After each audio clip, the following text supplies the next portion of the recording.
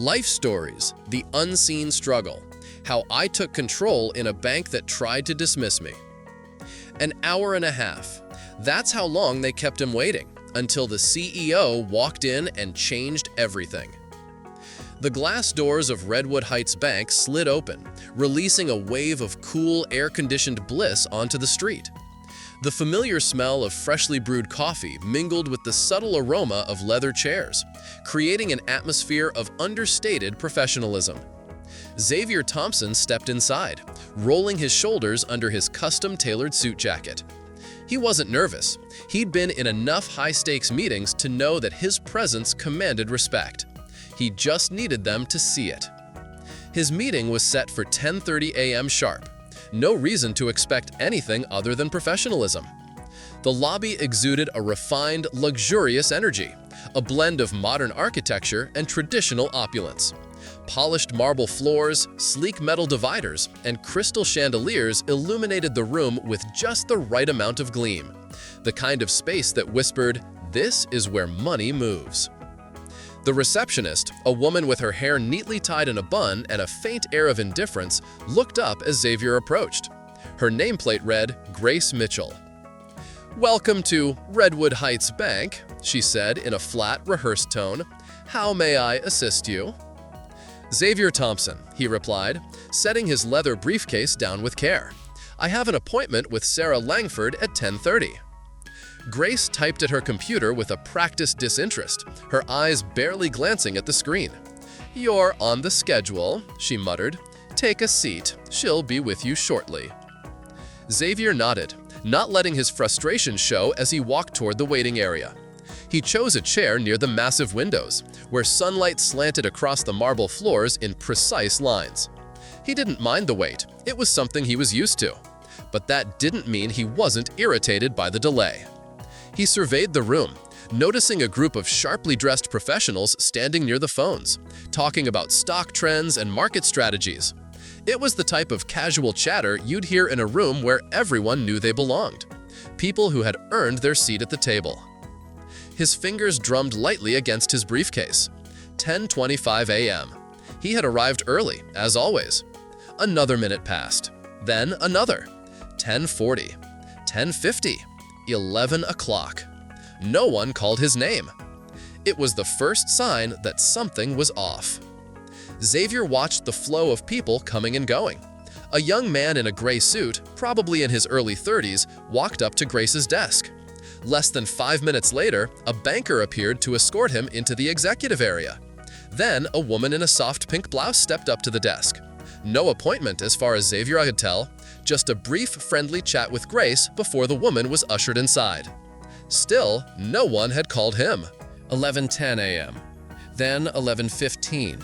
The lobby buzzed with life, but Xavier remained frozen in place. He could feel his patience starting to wane. He checked his watch again. 20. He'd been here for nearly 50 minutes. No one had even acknowledged him since he'd arrived. He was growing more aware of the subtle dismissals, each small interaction reinforcing the fact that he didn't belong in this space the way others did. He stood up slowly, his expression neutral but determined. Walking up to the front desk, he caught Grace's gaze, and for the first time, there was a flicker of discomfort in her eyes. "Excuse me," Xavier said, his voice calm but firm. "Has Sarah Langford been made aware that I'm waiting?" Grace gave a barely audible sigh, as if he'd interrupted her concentration. She looked at the screen, typed a few keys, then looked back at him. "She knows," Grace said flatly. "She's just finishing up with another client." Xavier waited, hoping for something more, an offer to check, a new estimate, but nothing came. Grace returned to her computer screen, her disinterest once again palpable. "And do you have an estimate on when she'll be available?" Xavier asked, holding back the edge of frustration in his voice. Grace gave him a quick, dismissive glance before offering a shrug. "It shouldn't be much longer." Xavier forced a slow breath through his nose. The lack of urgency, the lack of effort, everything about her response told him this wasn't an accident. He was being brushed aside. Right in front of him, a woman in a tailored navy dress walked in, her designer purse swinging from her arm. She was speaking on the phone, her tone light and airy. Grace's posture immediately shifted. Her voice softened, and she offered the woman a genuine smile. "Good morning, Mrs. Lancaster," she said, the warmth in her voice unmistakable. Mrs. Lancaster barely paused her conversation before a banker appeared to escort her toward the back. No waiting, no questions, no soon.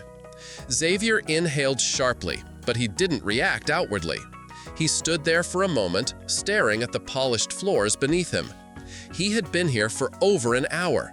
Mrs. Lancaster had been here for less than a minute. He turned back to Grace, his voice calm but pointed. "So, do appointments matter here?" he asked, keeping his tone even. "Or is it just first come, first served?" For the first time, Grace looked uncomfortable. Her fingers hovered over the keyboard, but she didn't look up. "I told you, sir," she replied, with a bit more edge than before. "She'll be with you soon." Soon. That word. It was the perfect excuse to delay without offering any real timeline. The polite, empty phrase that allowed her to pretend that nothing unusual was happening. Xavier glanced back at the frosted glass doors. He could let this go. He could sit back down, wait another 30 minutes, and pretend nothing was wrong. But this wasn't about the wait. It wasn't even about the loan. This was about being ignored. He checked his watch again. 12:05 p.m. Over an hour and a half. He let out a quiet sigh, stood, and walked back to the front desk. "Grace," he said, his voice firm now, "how long will this take? When exactly will Sarah be available?" Grace didn't respond right away, but the slight shift in her demeanor told him everything he needed to know. She was hoping he'd give up and sit back down, but he wasn't about to. Xavier stepped away from the desk and turned toward the frosted glass doors that led deeper into the bank. Something inside him told him this was a test. Would he sit quietly and accept this treatment, or would he make it clear that his time was just as valuable as anyone else's? He walked past Grace's desk, ignoring her muted call. He pushed the doors open, entering the hallway that stretched ahead, lined with private offices. Inside one of them, he saw Sarah Langford sitting at her desk, typing on her laptop, alone. She looked up as he walked in, and her expression went from surprise to irritation almost immediately. "Mr. Thompson," she said, her voice tight, "you should have waited to be called." Xavier met her gaze evenly, his posture unwavering. "I did wait," he said calmly. Sarah's fingers hovered over her keyboard, her lips pressed into a thin line. "Please, take a seat," she said, her tone more dismissive than welcoming. Xavier sat down, not because she had allowed it, but because he chose to. But something told him this wasn't going to be a smooth conversation. Sarah's fingers twitched slightly as she adjusted the papers on her desk. She forced a smile. "I apologize for the delay," she said finally. "We've been extremely busy today." Xavier allowed the word busy to hang in the air for a moment. He had seen 6 people walk in after him, each of them whisked away without a single moment of waiting. He finally spoke. "Were you busy?" he asked, his voice calm but pointed. "Because I counted a few clients who didn't have to wait at all, some without appointments." Sarah's smile faltered for a moment, and her fingers clenched tighter around the folder in front of her. Her lips pressed into a thin line, and her eyes narrowed slightly, like she was trying to keep her irritation hidden. "I assure you, Mr. Thompson, that wasn't intentional," she said, her tone now carrying a hint of defensive politeness. "There must have been a miscommunication." Xavier didn't respond immediately. Instead, he allowed the words to linger in the air, giving her the space to feel the weight of his gaze.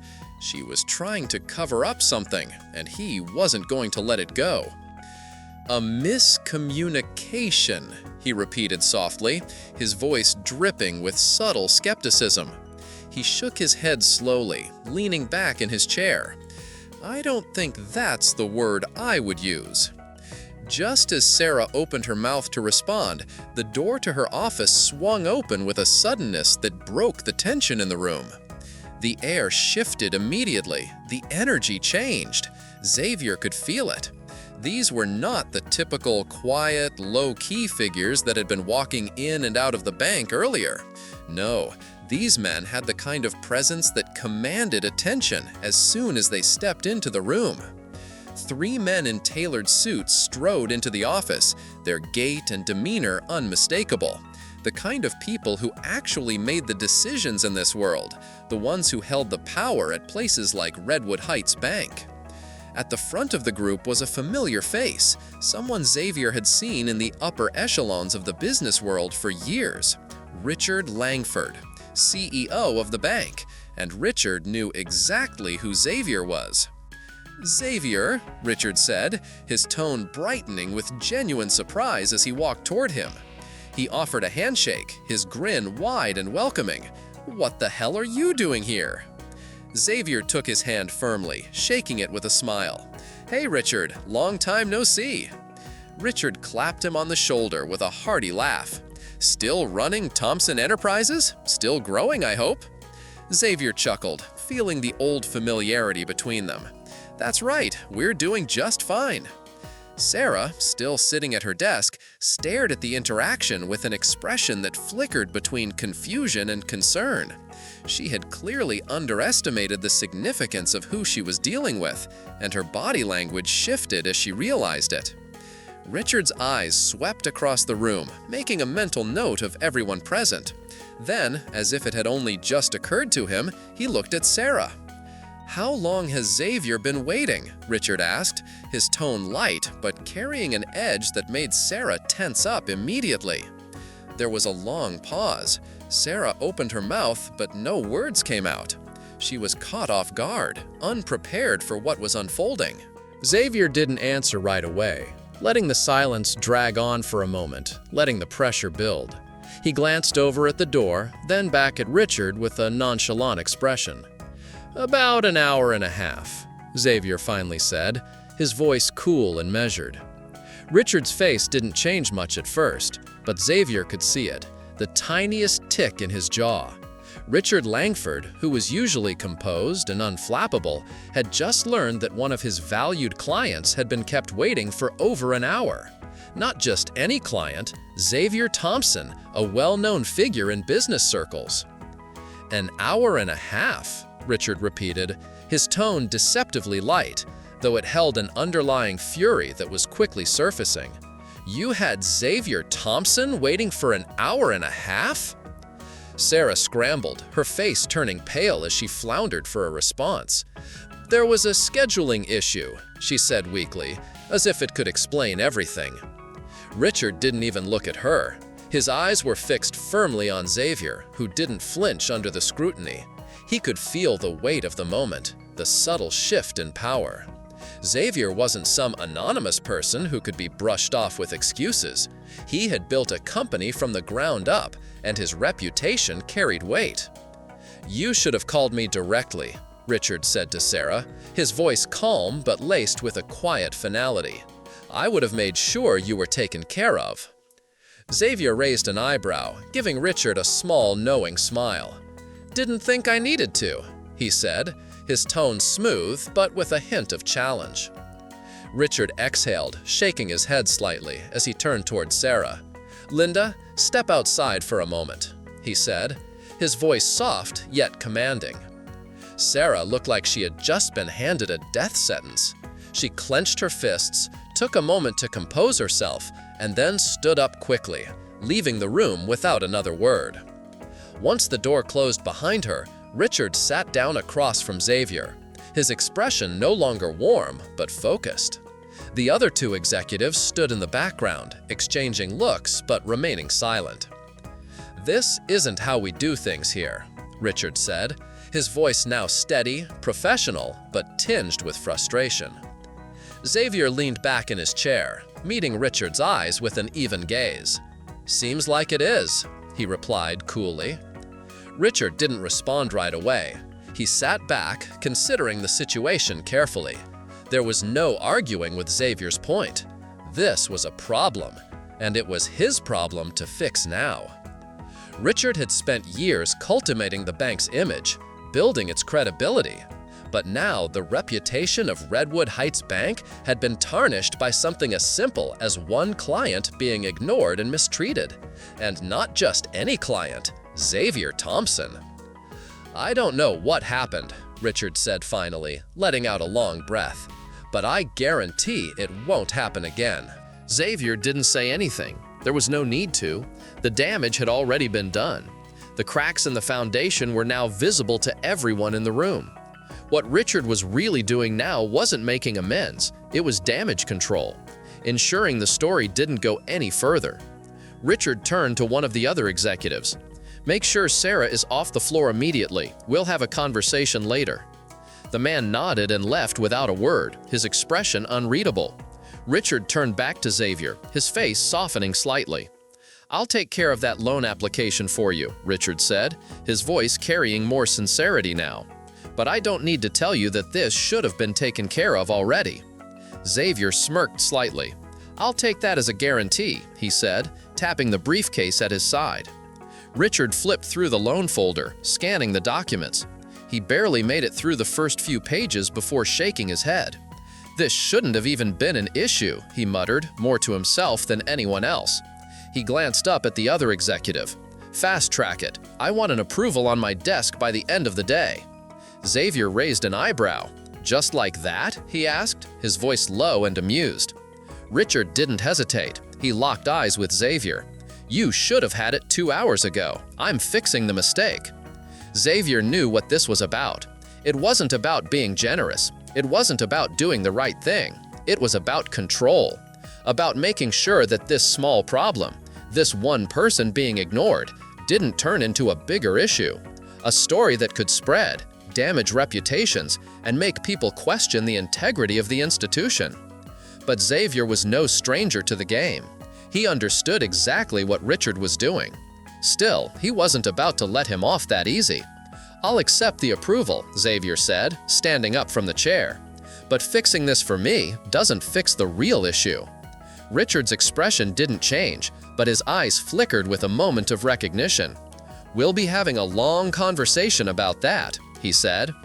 Xavier nodded, picking up his briefcase. "I'll look forward to it," he said, heading toward the door. Before he left, he glanced one final time at Grace behind the desk. She didn't look quite so confident now. He had made his point, and she knew it. The door swung open, and the oppressive summer heat greeted Xavier as he stepped outside. The crisp, pristine exterior of the bank gleamed under the midday sun, but inside, cracks had already begun to show. This wasn't just about a loan. It wasn't even just about Sarah Langford. It was about the quiet dismissals, the subtle bias, the barriers that existed without being acknowledged, the unspoken assumptions that some people belonged and others had to wait. But Xavier was no stranger to the game. He understood exactly what Richard was doing. Still, he wasn't about to let him off that easy. "I'll accept the approval," Xavier said, standing up from the chair. "But fixing this for me doesn't fix the real issue." Richard's expression didn't change, but his eyes flickered with a moment of recognition. "We'll be having a long conversation about that," he said. Xavier nodded, picking up his briefcase. "I'll look forward to it," he said, heading toward the door. Before he left, he glanced one final time at Grace behind the desk. She didn't look quite so confident now. He had made his point, and she knew it. The door swung open, and the oppressive summer heat greeted Xavier as he stepped outside. The crisp, pristine exterior of the bank gleamed under the midday sun, but inside, cracks had already begun to show. This wasn't just about a loan. It wasn't even just about Sarah Langford. It was about the quiet dismissals, the subtle bias, the barriers that existed without being acknowledged, the unspoken assumptions that some people belonged and others had to wait. But today, Xavier Thompson had made sure they understood. He belonged. And today, he wasn't waiting for anyone's permission. As he walked toward his car, his phone buzzed. An email notification. Loan approved. He couldn't help but smirk, slipping the phone into his pocket. Respect wasn't given. It was demanded. And today, Xavier got what he came for. As Xavier slid into his car, the leather seats cool against his skin, the weight of the morning's events slowly began to settle in. The engine roared to life as he pulled away from the curb, the quiet hum of the vehicle matching his own thoughts. The sun hung high in the sky, the heat reflecting off the glass and steel of the towering buildings around him. But there was no sense of peace in the city, no calm, just a relentless pulse of energy. A pulse that had, for too long, allowed places like Redwood Heights Bank to function as they always had, without question, without challenge. The events of the morning had been more than just a moment of personal victory. They had been a reckoning, not just for Sarah or for Richard Langford, but for the entire system. A system where certain people got special treatment and others were made to wait, invisible and forgotten in the shadows of power. Xavier had seen it all before. The little nods and glances exchanged between executives, the subtle undercurrent of bias that whispered through the rooms of every board meeting he'd ever attended. It wasn't new. But what was new was that today, he had made sure that those who thought they could ignore him, who thought they could push him aside, would never forget that he was someone who demanded respect, not because he asked for it, but because he earned it. The car rolled smoothly through the streets, and Xavier's mind wandered back to the meeting. The way Richard Langford had quickly moved to make things right, trying to patch up the cracks before they became a chasm. It wasn't about Xavier getting his loan approved. It was about Richard protecting his brand, his reputation, and ensuring that no one ever knew the truth of how things worked behind closed doors. He wasn't a fool. Xavier had learned long ago that the higher up you went, the more often the game was about perception, not truth. And today, Richard Langford had played his part, trying to shield himself and his bank from a scandal that could ripple through the business world. But Xavier wasn't going to let them forget. He wasn't just going to walk out of that office, get his approval, and leave it at that. He knew the importance of making his presence felt, of making sure that when someone thought of Redwood Heights Bank, they didn't just think of it as a place where people went to take out loans. They'd think of it as a place that had failed someone like him, someone who had worked tirelessly to build a business from the ground up. And they would remember that failure. By the time Xavier reached his office, he had made up his mind. There would be no grand gesture, no fiery press conference. He wasn't that type. He wasn't interested in theatrics. But there would be consequences, subtle but undeniable. He sat in his sleek, minimalist office, the view of the city skyline stretching out in front of him. His assistant, Lily, knocked before entering, holding a tray with coffee. "You've got a meeting with the board at 3, and I just received a message from Redwood Heights Bank. The loan documents are on their way over." Xavier nodded absently, taking a sip of the coffee. The bitterness of it grounded him, centered him. He had work to do, but he also had something much larger at stake now. The game had changed, and he wasn't just playing for himself anymore. He was playing for every person who had ever been made to wait, every person who had been underestimated, ignored, or pushed aside. "I'll be ready for the board meeting in an hour," he said, setting the coffee down. "And Lily, cancel my 4 p.m. I need to make a call." Lily nodded, already moving to make the necessary arrangements. Xavier waited until she left before pulling out his phone and dialing a number. It was a number he'd only ever used when things were about to get serious. The phone rang twice before a gravelly voice answered. "Mr. Thompson," said the voice, "what can I do for you?" "I need to speak with the media department," Xavier said, his voice calm but with an edge of steel to it. "And I need a few favors pulled. Get me a meeting with the top reporters at the Chronicle." "Understood, sir," the voice replied. "We'll get it arranged. Do you want me to move forward with the story about Redwood Heights Bank?" Xavier took a deep breath, feeling the weight of what he was about to do. He wasn't naive. He knew how these things worked. The moment a story like this hit the press, it wouldn't just be about his loan. It wouldn't be about Sarah Langford or even Richard Langford. No, this would be about something much larger. It would be about how power, influence, and prestige created systems that worked for some and against others. It would be about the way the game was rigged and how, sometimes, people were willing to sit at the table and accept the system just as it was. But he wasn't one of those people. "No," Xavier said, his voice steady. "It's not about the loan. Not anymore. Get me everything we have on how Redwood Heights operates behind the scenes. Every conversation, every appointment, every deal. I want to know how they treat their clients who don't fit the mold." There was a brief pause on the other end of the line. Then the voice responded, low and almost approving. "I'll get to work on it right away, Mr. Thompson. You'll have what you need soon." Xavier ended the call and sat back in his chair, his eyes scanning the city skyline once again. He wasn't just taking on a loan anymore. He wasn't just fighting for approval. He was about to expose something that had been hidden in plain sight for years. And when that story broke, everyone would know that Xavier Thompson was a name you didn't forget. His phone buzzed. It was an email notification from Redwood Heights Bank. The loan was approved. But as he read the message, he felt a small smirk tug at the corners of his lips. This wasn't about getting the loan. It wasn't even about getting approval. It was about taking control. It was about reshaping the game and making sure that the next time someone like him stepped into a room, they would be treated like they belonged. Because in the end, it wasn't about waiting. It was about making sure no one ever made you wait again. Lessons learned.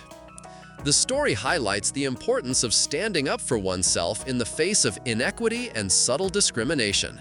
It speaks to the value of recognizing when you're being undervalued or overlooked, and the need to assert your worth without waiting for permission.